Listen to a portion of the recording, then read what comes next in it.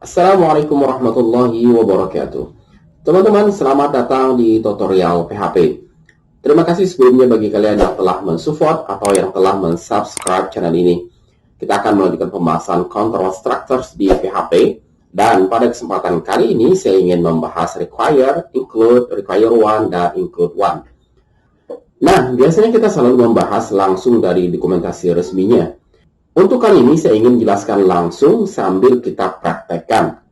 Oke, silakan kalian buka VS Code kalian. Kita akan buat file baru di sini yang kita beri nama file data.php. Kemudian kita akan buat satu file lagi yang kita beri nama gabungan.php. Oke, kita akan buat di sini tag pembuka PHP seperti ini. Kemudian saya ingin buat di sini comment yang multi line seperti ini. Kita akan membahas yang pertama, kita akan bahas yang namanya require, kemudian yang kedua include, kemudian yang ketiga namanya require once, kemudian yang keempat kita membahas include once. Kenapa kita membahas keempat materi ini sekaligus? Karena keempat materi ini memiliki fungsi yang sama, yaitu menyatukan atau menggabungkan file. Nah, bedanya keempat ini apa? Ya, bedanya yang pertama, require itu ya sifatnya wajib ada filenya. Ya, jika tidak ada, maka akan muncul pesan fatal error, ya, dan aplikasi kita akan berhenti, ya. Itu yang require. Kemudian yang include, kalau include itu tidak wajib, ya.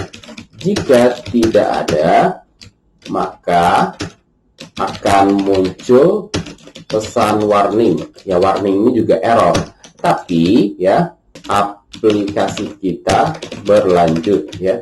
Ini untuk yang include, itu bedanya. Kalau require itu akan berhenti, sementara kalau include dia tetap berlanjut meskipun juga memunculkan pesan error, tapi errornya warning, bukan fatal error. Yang ketiga itu namanya require once. Seperti namanya, dia hanya bisa sekali. Ini artinya require sekali, ya. Dan yang terakhir itu namanya include one, sama seperti require one, ini adalah include sekali. Oke, sekarang kita akan coba praktekkan. Kita akan buat terlebih dahulu di file data ini. Kita akan buat tag pembuka PHP seperti ini. Yang pertama kita coba echo di sini. Misalnya kita ingin buat ya file data yang kita berikan di sini BR biar dia ada jarak nantinya. Kemudian kita buat variabel nama di sini yang mana isinya adalah string nama, ya. Misalnya di sini miskal, dan kita tambahkan BR di sini biar nanti dia turun ke bawah. Kemudian yang berikutnya kita buat di sini variabel alamat yang kita isi dengan string alamat, misalnya di sini Pekanbaru. Kemudian saya ingin beri di sini HR biar nanti muncul garis pemisah. Oke, ini adalah file atau code kita di file data. Nah, sekarang kita akan masukkan atau kita gabungkan ke file gabungan. Yang pertama kita coba gunakan require. Sekarang kita ketikkan di sini require seperti ini, kemudian spasi, kutip 2 seperti ini, dan kita ketikkan nama file yang ingin kita gabungkan. Di sini namanya adalah file data.php. Kemudian titik koma seperti ini. Selanjutnya kita ketikkan di sini echo belajar PHP, misalnya seperti itu, ya. Coba teman-teman lihat, gabungan di sini cuma mengecho belajar PHP. Sekarang kalau kita buka di browser file gabungan, yang terlihat adalah file data ini akan tampil, file gabungan juga akan tampil. Sekarang coba teman-teman buka browsernya, kunjungi localhost, kemudian kita masuk ke file gabungan ini. Nah ya, di sini muncul file data dan belajar PHP. Coba teman-teman perhatikan di file gabungan kita, di sini tidak ada yang namanya file data. Di sini hanya ada belajar PHP. Dari mana kata file data itu muncul? Itu dari sini, ya. Ini file data. Selanjutnya nama dan alamat kenapa tidak muncul di browser? Itu karena belum kita echo. Sekarang kita akan panggil atau kita akan echo nama dan alamat ini dari gabungan. Sekarang kita akan echo di sini. Misalnya kita ingin ketikkan di sini saja, kita ingin echo. Pertama itu nama, kemudian titik koma, selanjutnya kita echo lagi alamat seperti ini. Ya, coba teman-teman perhatikan di file gabungan itu tidak ada nama, ya, variabel nama yang kita assignment dengan nilai. Begitu juga dengan alamat yang tidak ada kita assignment di file gabungan. Tapi coba teman-teman perhatikan di browser, kita akan buka browsernya, reload. Nah, ya, maka akan muncul nama, Miskal, kemudian Pekanbaru. Dari mana Miskal dan Pekanbaru ini muncul? Ini dari file data ini. Nah, ini ya, file data. Dari sinilah munculnya ini, ya, file data dan Miskal Pekanbaru. Selanjutnya, yang ingin saya tunjukkan kepada teman-teman, nah, ini kan require ini, dia wajib ada file. Jika tidak ada, maka akan muncul fatal error. Sekarang, kalau filenya ini kita ganti nama, misalnya file DA, seperti itu. Sekarang, kalau kita lihat di browser, ini kita reload.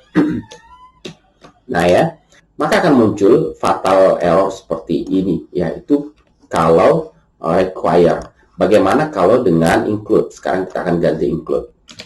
Ya. Fungsi include dan require seperti yang saya jelaskan tadi, fungsinya sama untuk menggabungkan data. Sekarang kita ingin lihat kalau menggunakan include, seperti yang saya jelaskan tadi, dia juga akan error dan memunculkan pesan warning, tapi aplikasi kita tetap berlanjut. Artinya apa? Artinya belajar ini tetap ditampilkan ke layar. Kita akan lihat apakah belajar ini muncul. Nah, ini ya, error sebelumnya belajar tidak akan muncul. Sekarang bagaimana dengan code kita yang baru? Kalau kita reload, apakah muncul? Nah, ya, maka tetap muncul. Ini tetap muncul di layar. Nah, itulah bedanya include sama require. Kita akan coba tambah di sini HR biar kita lihat pemisahnya seperti ini. Nah, sekarang kita akan coba reload. Nah, ya, ini dari file gabungan, sementara yang di atas adalah dari file data ini, ya. Karena ini tidak ditemukan, makanya errornya warning seperti ini.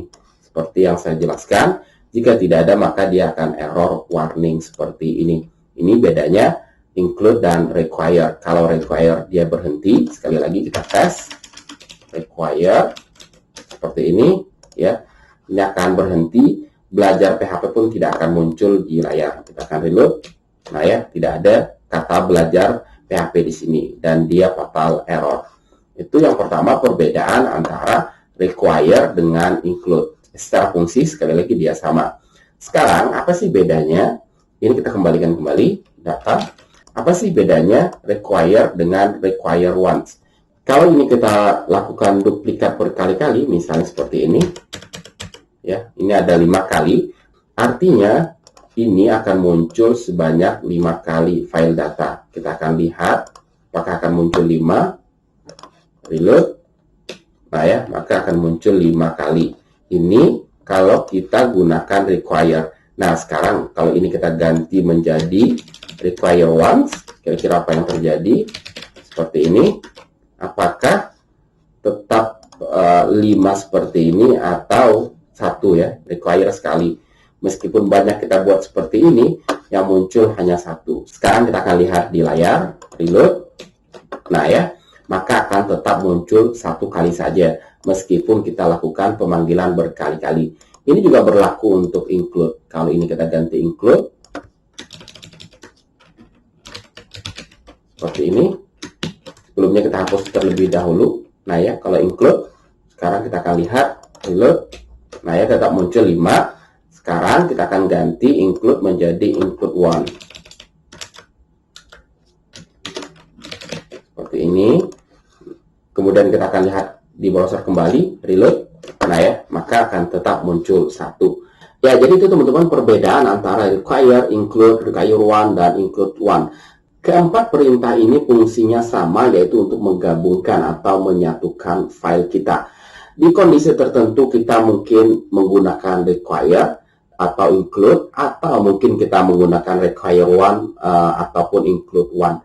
Penggunaan ini nanti tergantung kebutuhan aplikasi yang kita bangun. Oke, teman-teman, mungkin untuk pembahasan ini cukup sederhana seperti ini karena tidak begitu sulit untuk memahami require, include, require one, dan include one. Terus ikuti channel ini, kita akan belajar bersama-sama pemrograman PHP ini. Ya, semoga dengan adanya channel ini bisa memberikan manfaat kepada kalian semua. Oke, terima kasih sekali lagi bagi kalian yang telah mensupport, yang telah mensubscribe channel ini, ataupun yang telah men-share channel ini. Sampai ketemu di video-video berikutnya. Assalamualaikum warahmatullahi wabarakatuh.